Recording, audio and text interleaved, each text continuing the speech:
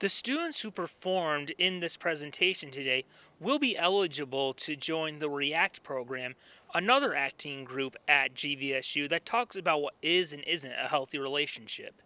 In Allendale, I'm Adam Luchies. Now we're working to build an organization. At GVSU's Mary Edema Pugh Library, Professor Jeff Kelly Lowenstein spoke about a recent investigation project he did about areas in the world without clean water. He talked about the different types of people who worked with him on the investigation. We are a team that's not just journalists, we're photographers, we're data scientists, we're students, we're faculty, and so we see our job as how to think together about how to get the information, how to share it, how to tell these stories in accessible ways, how to be creative about distribution. Jane Johnston, a Grand Valley senior, helped organize the presentation as part of GVSU's Democracy 101 series. She also explained why the lack of clean water in some places of the world is such an important issue. We need clean water to live, and two, specifically in terms of journalists taking up this issue, I think it's important for people to understand that journalists around the globe are working hard to help solve this issue. Johnston also talked about what she hopes students' reactions will be to the presentation. So I would hope that some people would maybe join Professor Kelly Lowenstein's team and help kind of fill out this team of journalists across the globe that are really working hard to solve this issue. Professor Lowenstein is also looking forward to what the team's investigation can do in the future. So what we're trying to do as a community the next couple of years is to try and do work that then helps influence how people think about this issue and then ultimately take action on it. In Allendale, I'm Adam Luchies. Opening night is the moment of truth for a theater production. After hours of rehearsals and tech preparation, everyone's hard work is finally going to be seen by an audience. While a play may only last about 2 hours, there's a lot of time put in the different stages of production. So, what makes a theater production come together? I talked to Roger Ellis, a theater professor and director at Grand Valley, about the different stages a production goes through. There are roughly 3 kinds of stages. One is the script preparation, the work that I do, getting ready, and meeting with the designer. The second stage is working with the actors, calling them together.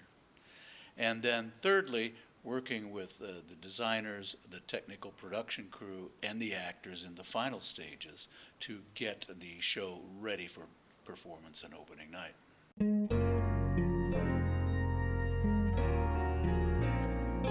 The journey of a play begins with the hiring of a director.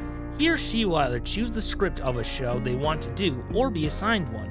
During the pre-production stage, a director's vision of what the show will be starts to come together. I usually work about a year in advance. After I've chosen the script, I have to go through it 5 or 6 times, just reading it through, so I understand what the play is about, what the structure of the play is, what I need in terms of actors, and how many actors. Another step that has to happen before rehearsals can begin is the audition process. During this time, actors will give a performance that they hope will show why they are the right choice for a character. With so many choices and a time crunch on when the results need to be announced, the director needs to make sure they are confident in their selections. We allow 2 days for people to audition, what we call a general audition. And that's just for people's convenience. Some people can make it one day but not another, one time rather than another. The third day, however, is very important. It's called callbacks. And the auditions are not finished until you've had those. That's where you say you want to weed out people who probably are not right for the show and zero in on the people you are now considering for the roles. There may be 2 or 3 people, for example, to read for the leading role. She sings well, he sings well, great, but you never quite know until you put them together on stage to see how the chemistry works. Is she too tall? Is he too short? Do they just seem not to get along together? Is there nothing there?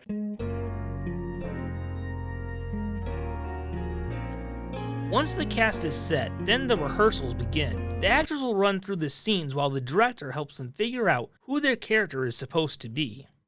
Well, it's very rough with the first rehearsal.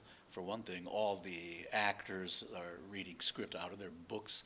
Normally in a university setting, the students haven't memorized their lines yet, although when working with professionals, they always come the first day on the set, they have their lines memorized.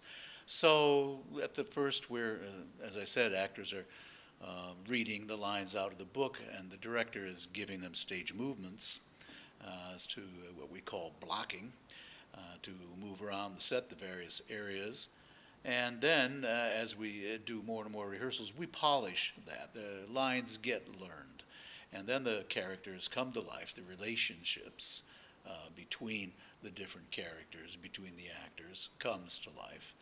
Besides working with the actors, the director has to focus on many other aspects of the play. They'll work with the costume designer to make sure that what the characters wear reflects who they are. The set designer also works to make sure that the background makes sense and fits the overall vision of the show. Lighting and music are also used to help the audience feel the mood for scenes that the director is trying to establish. The last type of rehearsal that occurs before opening night is the tech rehearsal. By the time we get to the adding costumes and hand properties and actual settings and things, the actors are pretty solid on how the show, the action develops, and then we can add the other elements as necessary. And after all that, on opening night the curtains open and then it's showtime. Think any of the characteristics that we've talked about in healthy relationships in that one, or not really? At GVSU's Kirchhoff Center, audience members came to discuss and watch examples of issues that some people face while in a relationship. This presentation was one that the acting students had been preparing for a while. This was our project for our Theater for Social Change class. We were putting together a piece that includes theater, but also discusses some social concepts. But I got all my work done, so I have all night to hang out. That's good. Yeah, I guess, I don't know, I feel weird saying this, but I've been kind of jealous of how much you've been hanging out with Melissa. The planning and creative behind-the-scenes process was done entirely by the students. So we've been spending half of the semester preparing for it, really. We wrote the script, we made sure to incorporate theater into it, hence our scenes that we did. One of the main topics of the presentation was polyamory relationships. Polyamory means, in Greek terms, many loves. So it's very different for many people, but sometimes it's like a sexual or a emotional relationship with more than one person. This topic was chosen because it is not one that is generally discussed. Today it's not talked about a lot. We do talk about LGBT and stuff, but we don't talk about those different forms of relationships that people are in. The students hope that the audience will leave with a better understanding about what a polyamory and a healthy relationship is. We wanted to get more people to know about it, and even if they don't have a full grasp of how it works, or even if they think it doesn't work at all, it at least plants a seed in their mind where they can start going and looking at different kinds of relationships, and it just brings a wider understanding to people of how the wide range of relationships occur.